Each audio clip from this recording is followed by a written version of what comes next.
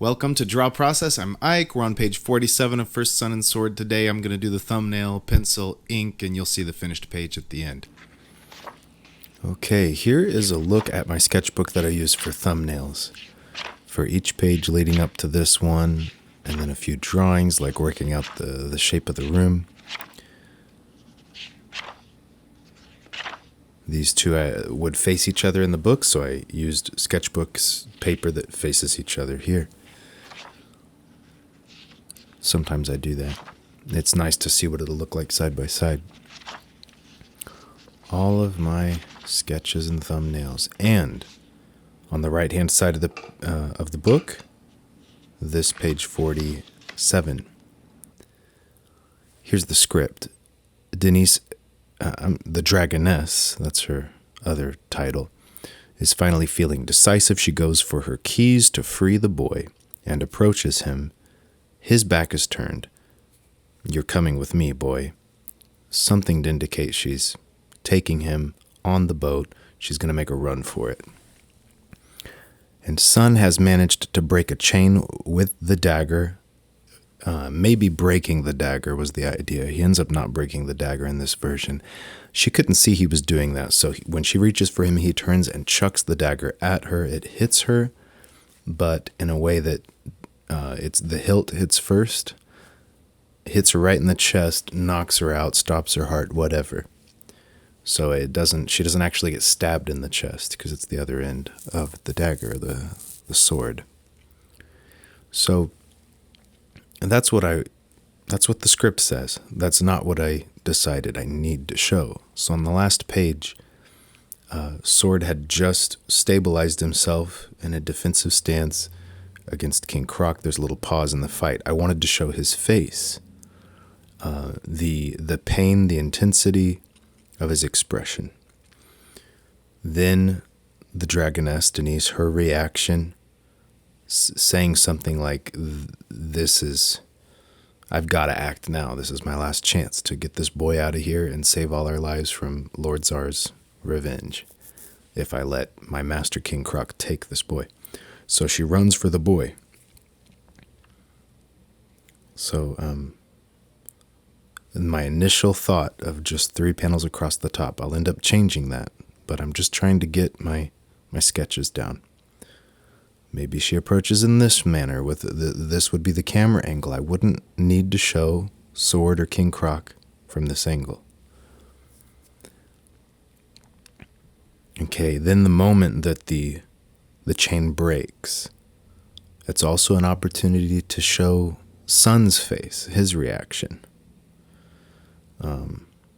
Just kind of checking in with him on an emotional level by seeing his face here. But the really important piece of this is the sword breaking the chain. And you'll see I'm planning a shot here that's more zoomed in with the short sword breaking his chain. Trying to think how to capture that where it's clear what happened. I don't use any onomatopoeia like sound effects on the page. So I need to show it very clearly because there's no words to indicate what he did. Okay.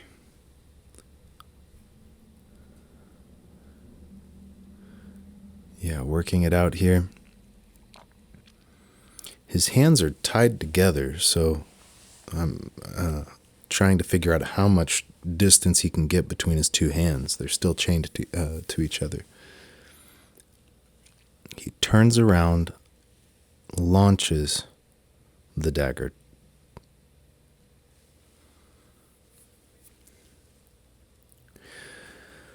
I'm still not sure at this point of the panel composition to go ABC across the top and then a new line of him throwing the dagger.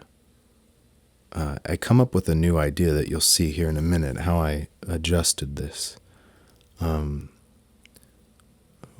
But right now, still working from this initial idea. Him launching it, the dagger hitting her, a very clear visual of it. But notice what I saw here was the angle at which he throws that dagger down toward the bottom left. I decided that should just be one big panel where he throws it directly from his hand into her chest, and I could have that camera up high like it was, over her shoulder. And you'll still see it strike her. You'll see her crumple over a bit.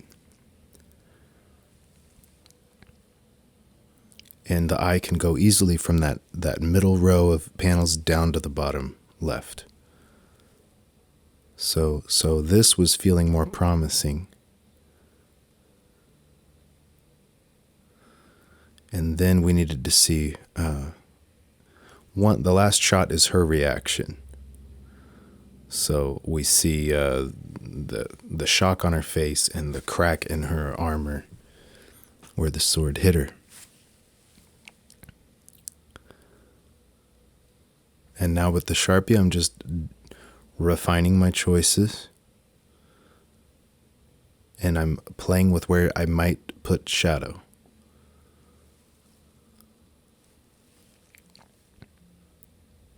A nice fresh Sharpie always helps at this point for me. Again, I would like to skip this step. There's a lot of energy captured on this page that I can't capture a second time. When I have to draw it all over again, it's not coming from the same place of exploring those expressions, finding those expressions, building those structures. It's copying, and it feels copied. It doesn't have the same energy. So it's going to be a tough call that I find myself needing to make to probably figure this stuff out on the Bristol board, on the finished page, and start thinking in that larger size, start to finish, instead of drawing smaller here and then trying to blow it up. So we will see. That'll be interesting. It would definitely speed things up, and I think I could capture more of that energy, keep it looser. So I'm looking forward to seeing how I can do that. I haven't done it yet. At this point, I've drawn page 49 today. Just drew it. So this was a couple weeks ago that I drew this page here, but I still did the same method of drawing it out on the sketchbook, maybe with a little less detail than this. Because once that's done, I could have a finished page. It's awfully close, and it's a shame to have to do it all over again. I was thinking about humans telling stories around the fire throughout history, right? Like, to be a good storyteller is something that's very human, that can be done without learning how to write really well. It's an art. But then when we write and we take time to really polish and refine our stories, that can have us forgetting that basic skill of storytelling. And in some sense, I think when we are writing stories, we want it to appear effortless. We want it to seem like this was just what I told at the fire. But by putting a lot of hidden work behind it. And I think comics are really similar, that I want my work to appear like I am just telling it. Instead of, speaking at the campfire, I'm drawing on the cave wall.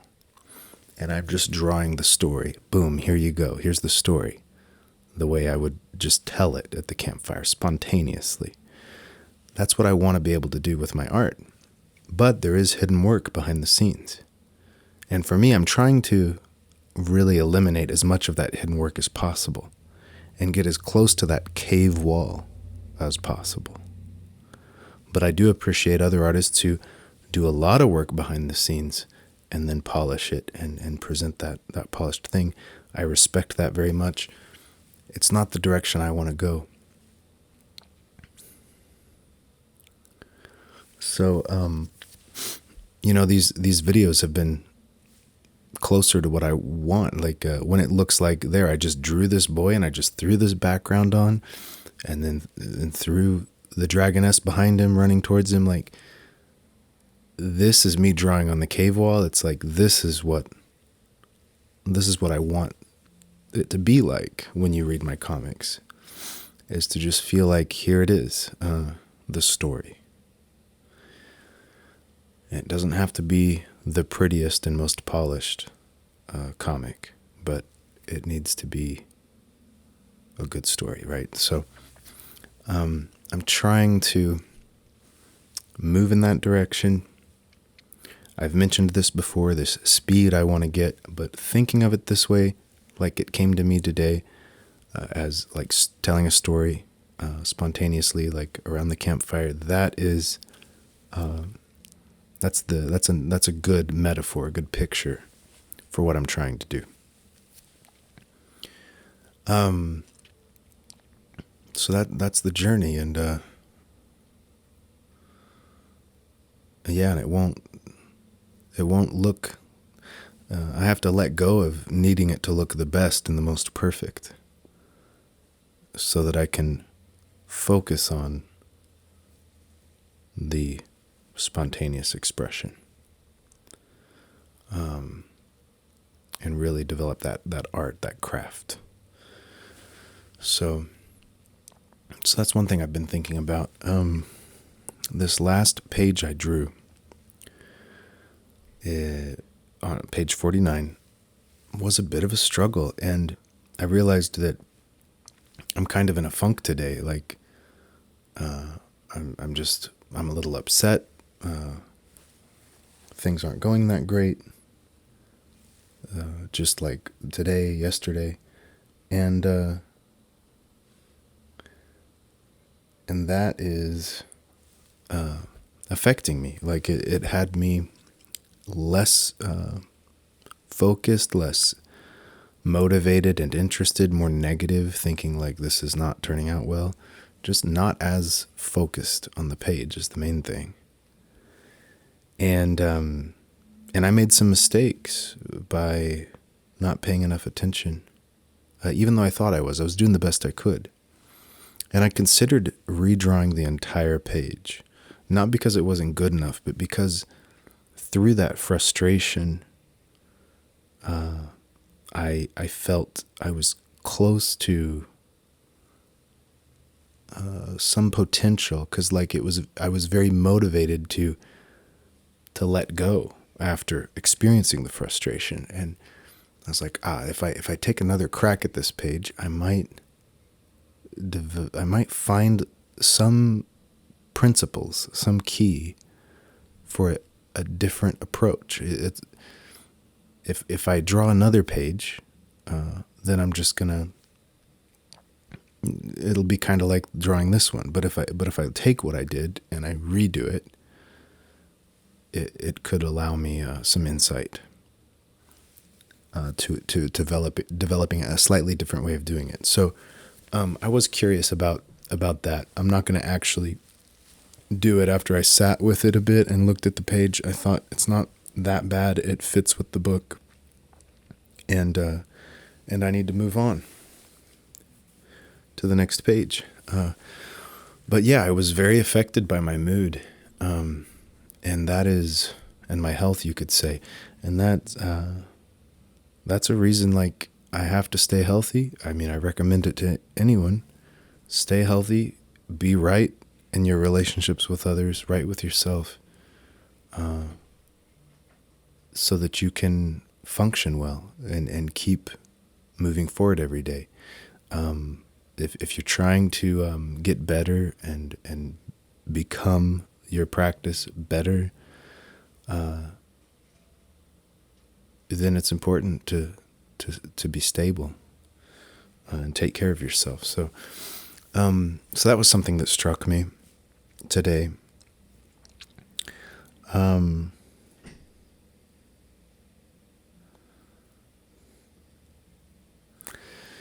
Yeah, I'm also very curious about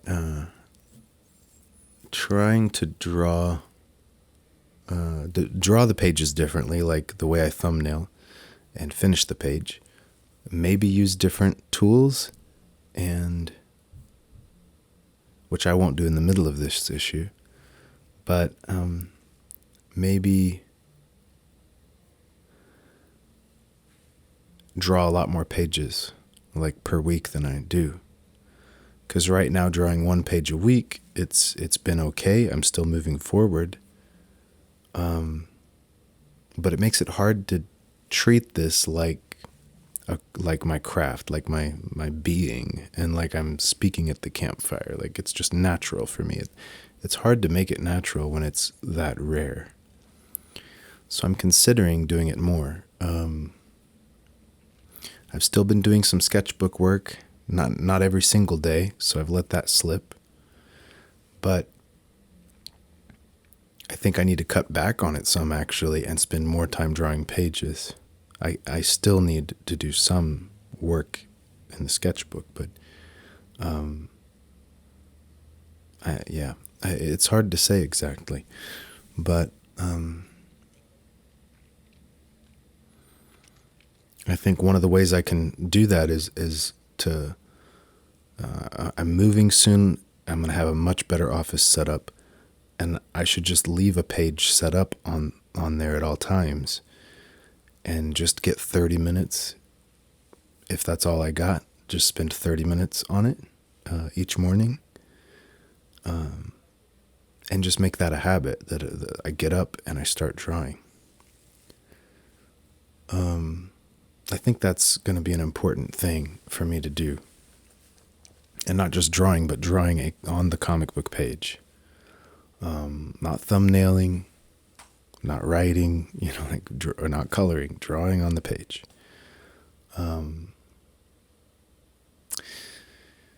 In that spontaneous production of, storytelling,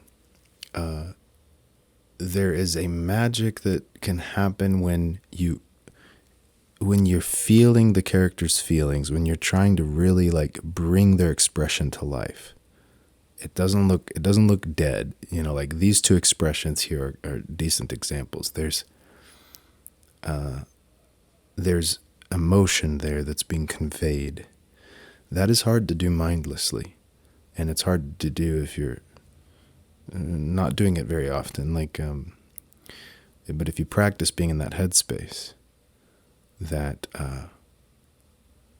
I'm bringing this character to life in this shot, and I do that every day. It's like acting. If I was going to be an actor, I would practice every day bringing characters to life through my body. I need to do that through my pencil.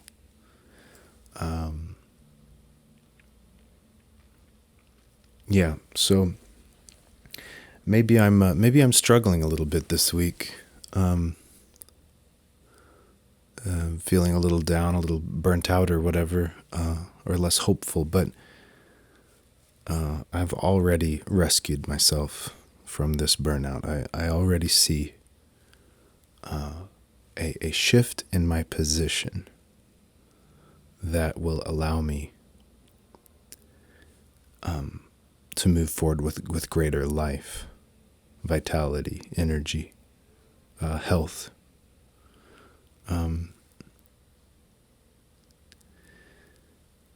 I don't know how else to put that, but that's an important part of life and of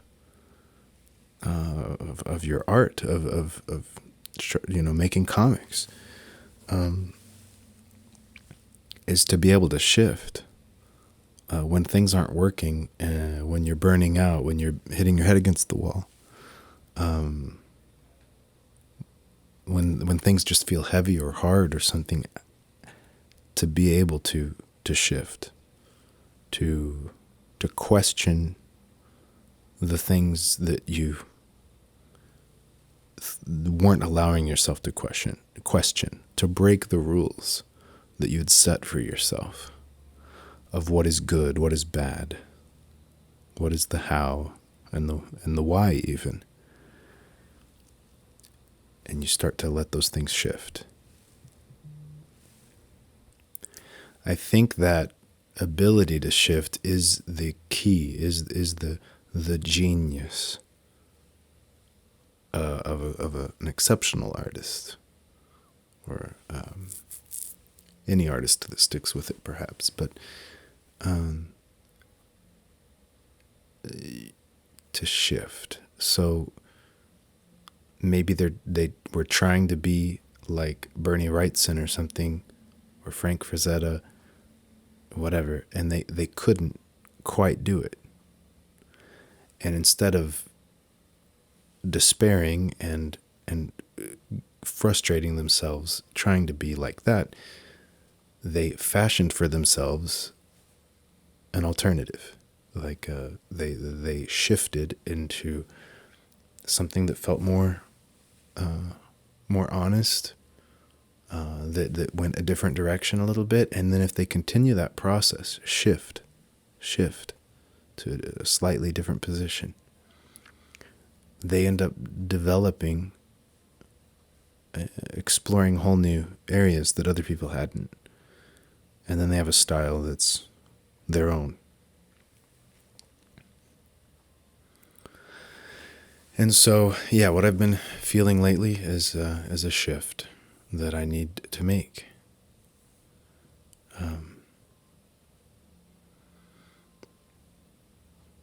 Yeah, and I'm really glad that I'm sharing it on this YouTube channel, that I've been sharing the development. I knew when I started the channel that I hadn't arrived yet, that I wasn't showing off my finished self, that this was an in development self and comic style. And so that's what I was hoping would be great about it. This, and which again is me shifting from I need to be expert to an alternative goal, that I can find beauty and value in too. So I shifted, and it's turned out to be something very, very special to me, very unique, that I'm sharing my changes in development over time. So as you see me shift, you'll be able to go back and see the earlier versions of me, of my art and stuff, and not just the finished pages, but the process and how I penciled and how I inked and so on. That's pretty cool. And that idea came to me through a failure, in a sense. It was, what do I have to offer? What can I show? Can't show total expertise because I don't feel myself there yet. Can't really teach because that's not how my mind works. I'm such a creative type person. I don't like to think concretely about the techniques and how to do them, and I don't even think that way. When I perform techniques, I don't think in terms of techniques practically. So it seems like it's hard for me to teach with my personality type. So I found the thing I can do that I can do, and it turns out to be unique.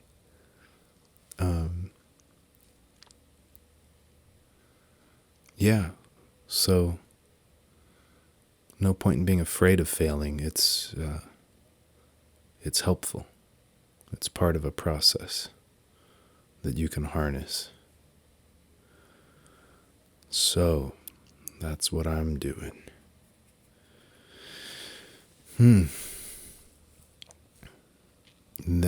So this shot here, this image that I've drawn, very large panel, large figures, very dynamic pose and unique camera angle.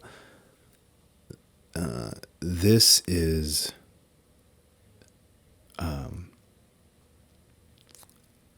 different than a lot of what I've done in this book so far. And I was very aware of that. I was self-conscious that what I came up with and felt right to do in this moment, as I was looking at it, seemed to be like a diverging from what came before it. And it's like, okay, is this okay? Can I change this much? And this book still fit. And not only that, but do I feel good about this shift? Does this shift represent something I'm messing up and breaking that I shouldn't, a rule I should be following? Or is this a road I want to go down if I continued down this path of these expressive poses and in extreme panels? There's like 4 along the top that are very narrow, and then this one big panel with a cut-in panel on it. Like, do I want to continue down that path, and where do I think that would lead? Is that valid? And I don't know. I have to test the paths myself. You can't just take what you're told.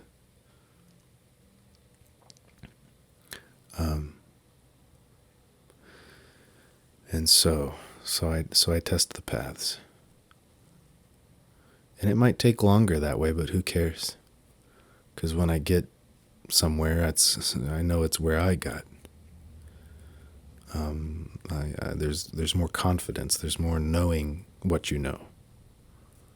When you aren't just repeating what you're told, but thinking it through for yourself. So, another virtue I hold, another principle: figure it out for yourself.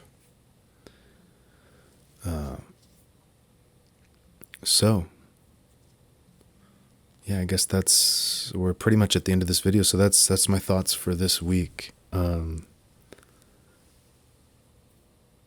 Shifting, being open to changing your views and values and what you're trying to do. Taking care of yourself, because your moods and things really do affect the work.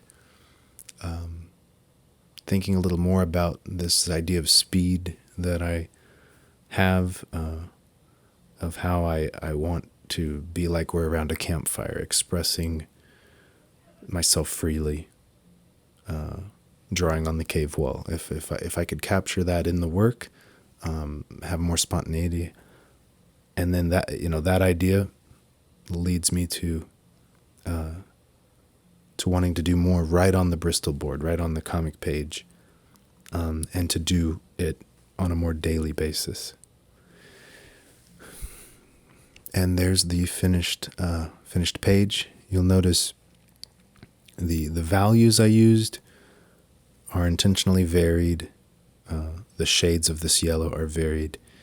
In that bottom right panel especially, making it dark around her head there helps her pop off of the background that's more of a medium shade. So there it is, page 47. Be the practice of your art, and I'll see you next week.